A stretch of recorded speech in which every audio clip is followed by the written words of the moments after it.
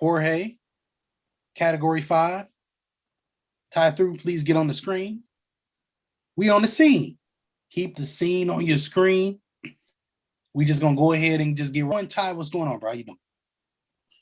Man, I'm doing all right in the Valley of the Sun. As you know, it's cooling down a little bit. We had a little bit of rain while I was gone. I had to leave the state for it to rain. What does that say? But anyway, we got a lot of good baseball talk going around. I got my guys here. Deal. What does that say? But anyway, we got a lot of good baseball talk going around. I got my guys here. Deal or no. Like he's gonna be on, the ones and twos, facilitating everything. Apparently, I got category 5 fresh off of trivia. That was crazy. And then this drunk dude over here, Tony LaRussa, this whatever he is. But anyway, we're gonna get into a good show tonight. No, I'm not going. No, gotta spell it like you're drunk, so they know probably had a little too much. I support Bobby Brown and his sobriety. I am not Keith Sweat. You need to stop saying Bobby Brown in front of all these people. So the next thing we're gonna do, that's an inside joke that folks don't know about. So category 5, how you doing, bro? I'm good, man. Just happy to be back on the dish. I don't really got nothing else. Let's get to it, man. And of course, the guru himself, bro. How are you, bro? Awesome, man. Look, this is one of my favorite time of years. One, because your team either sucks or they're good, or they're gonna get better, or they're gonna load a lot of people off to get worse. So let's see what your team's gonna do. Let's get to it. Absolutely. So what we're gonna do today is we're gonna start with something really, really interesting that I think a lot of people don't really talk about. Of course, every year we have the trade deadline in both NFL and the NBA and those type of things. The transfer window, how that works for the most part is, pretty much, hey, if I got the money, then I can tango or something like that. That's just how it goes. Now, when it comes down to the NBA, normally you need draft picks and maybe a couple of players, and you need to match salaries and make sure things can match up. The NFL, sometimes you need to match salaries, and most times the draft picks that you put aboard are for higher draft picks. You want it the higher the draft pick, the more is valued. Baseball has the best trade system in all of sports. Why do I say that? Because baseball has something where not only do you get prospects, which are draft picks in themselves, but you already know what you're getting with the prospect. This is the only sport that we get to see what an actual prospect or what this draft pick looks like that we're getting. We actually know. So, fellas, let's talk about why that's so important to an MLB trade, considering the contracts are a lot bigger than majority of the other sports outside of soccer. But most importantly, it's just like you said, the teams are either good or they're bad. So they're always willing and ready to get rid of or add. So I'm actually going to start with Storms here. Storms, would you like to start with this when it comes down and pertains to prospects? You want to start why they're important, or do you want to start why they're important in trades? Let's start with why they're important in general. Let's go. The thing that makes a prospect so important in baseball is, number one, you're going to have anywhere from 105 guys in the league system of any major league. As from a certain position, your team is defending and hope that one of these guys time. But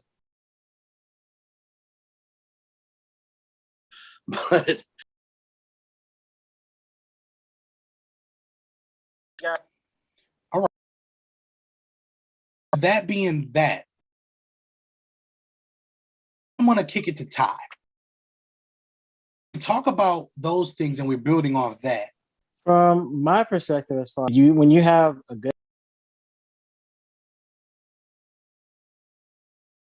that some people may not think is in the stands, if you leverage, also you can also use leverage as far as being a great seller, and just selling off things, no in the bank. So I would think of it that way. If you're savvy and you trust your scouts and your system, you can kind of plug and play a little bit more and be flexible and much. Definitely when it comes to negotiations and the deal. Shout out to Mr. Guru himself. Deal or no deal. So now I'm going to transition there. So why are they important to the entire trade, Jorge? To the entire trade? Mm-hmm. So, all right, I'm gonna give you guys a trade in which I saw probably like 3 years ago, in which we were like doing. The Tampa Bay Rays traded Chris Archer to the Pittsburgh Pirates for Tyler Glasnow. A lot of people did not know who Tyler Glasnow was. And 90 pitches, throw 2 pitches, and stick to your fastball. And that's exactly what the kid is doing. Because you can have a scout, or you can have somebody in which you really well, and he sees something in that person, and that person turns out to be your starter and your ace. While Chris Archer, Absolutely. So that's why I asked. But go ahead, Storms, put the next one in, and then we're gonna get right back into it. Shouts out to Trav in the comments. Hey, that's not underhand talk. I'm just letting y'all know you only scored 3 runs, man. 3. You can't say just 3 words. Go ahead. So I'm going to stick in the NL West, but I think the Padres could be looking for another arm. They've got the names. They've got the names. They've got a top 5 ERA as a staff, but they're like 22nd in quality starts. This is why I asked that question, because the most important part of this is where you buy high if you're a team that is 1 or 2 pieces away. So what prospects do those teams have? We're not gonna go over that now, but what we want encourage everybody to do is, what prospects will we be including in the deals like these to get those teams to get involved? Because again, this guy stepping in as your 3rd pitcher is probably the most ideal part of this. Because if you're getting 1.98 or 2 runs out of your 3rd pitcher, that's ridiculous. and let's put it, when they gave him this deal, Nope. and for them to get this from him now, it's like, okay, we'll give him to you. And now whatever team it is that wants him and wants to make that, they know that the Texas Rangers want to, unload him. So they don't need to give a top prospect. They can give one of their middle level prospects and some cash considerations and say, here you go. And the team that's making that run is like, we just got our 3rd starter. Let's make this run. Don't you think that's a shot in the arm to the team, to the players on the field? Absolutely. Absolutely. Oh, yeah. We talk about how important pitching is. Last year it's going to be this year, because we've already seen more no-hitters than we've ever. Think about that. So considering this being the year of the pitcher, Storms, that's got to be big. Go ahead. Oh, yeah. And for the money on that contract, literally every team who's contending or close to contending and doesn't feel 100% certain about their rotation should at least have a conversation about trying to land this guy. In the words of our great big shot, Ron, don't hurt to pick up the phone. Damn right. Ty, next trade. So just for the sake of not sticking with pitchers here, I'm gonna throw out a very intriguing name. Throw out a good position, Ty. Throw out a good position for us, because I got a couple things in my bag here I want to unload for the people. They're in a good position. So right now, I think he can play a little bit as far as move around the infield. His name's already been mentioned. He's in the Valley. Let's talk about Eduardo Escobar. Let's talk about him. Position? 2nd baseman. Let's go. I had him on my list as far as sellers, Diamondbacks. So let me read you what I got here. And the first line says, "The Arizona Diamondbacks are horrible." But they have an all-star caliber second baseman in Eduardo Escobar. He's signed through the end of the year, so he has to a team, depending on what he does and what he does during the run,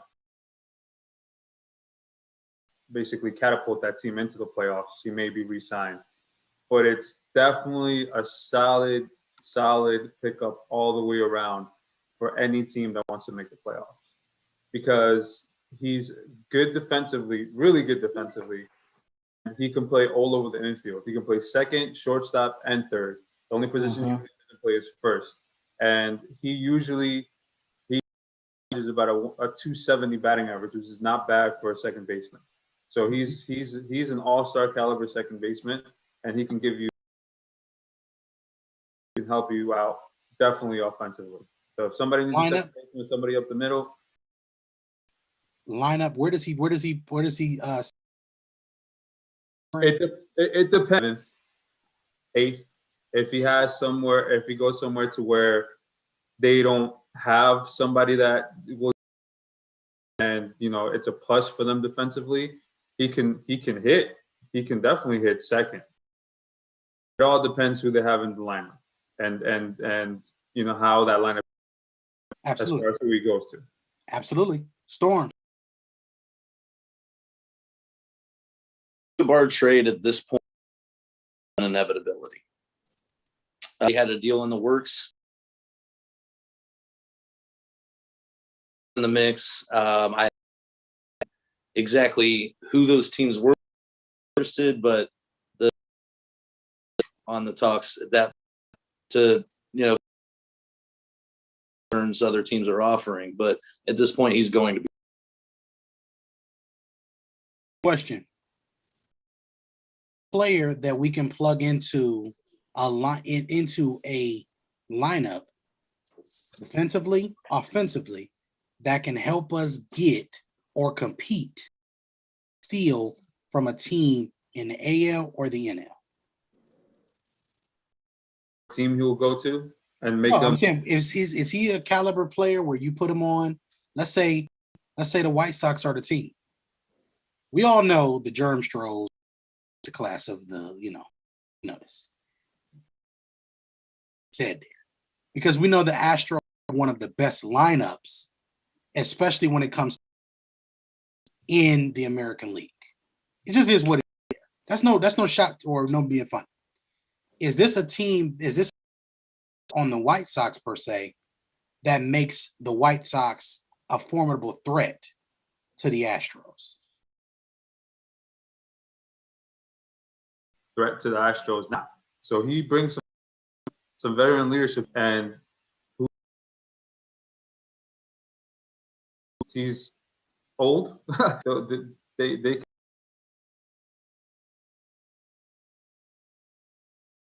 So, Storms, anything you would like to add? Talent, some veteran leadership, anything but good for him.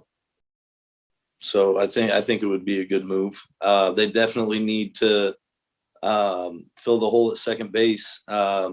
Nick Madrigal has been injured all year, and they've been so they need somebody that they can put in there that can play every day, and give them that veteran leadership. Maybe somebody who's consistent at the plate too. The offensive team, that's not something they really need, but it would be a nice curveball. Let's go. So the White Sox, don't get me wrong, like that was, if I getting my Victor Sweet mode in, and we need to make a sweet deal. If you want to stomp on, pick up the phone.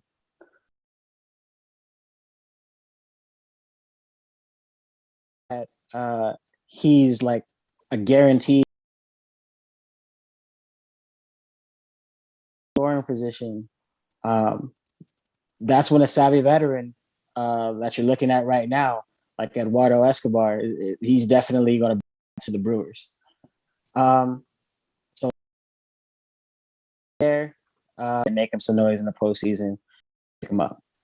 Indians. What's preventing the a legitimate lineup? So if I'm Escobar, and two, I'm intrigued.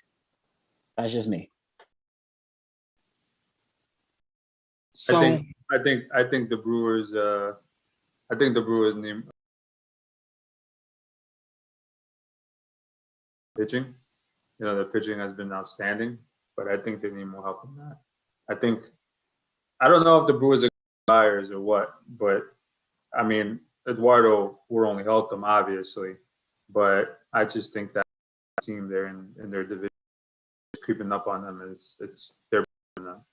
And that's in the Reds. I think they're gonna respect no it. problem with that. Because the more at this stage, every year we know takes on its own life. So when you pick up players, the goal is to get as close as you can to the proverbial getting over the hump, we'll call it. And that's what we'll say when it comes down to it. Like, good on defense, that not be something good to add in a situation where this is the year they could potentially make it to the World Series.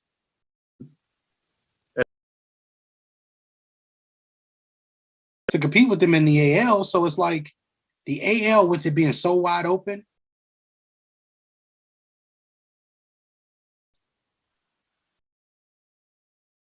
and let's not forget. I mean, you know, we say rental because their contract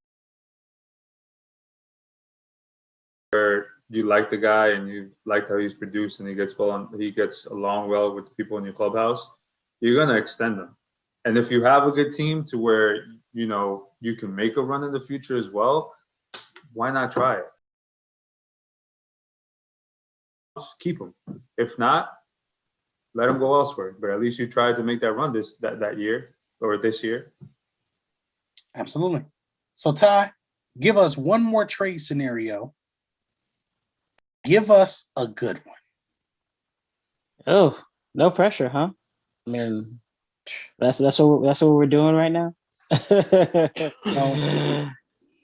So Skipper goes. so we've done a starting pitch. We've done someone on the infield here. Let's go to maybe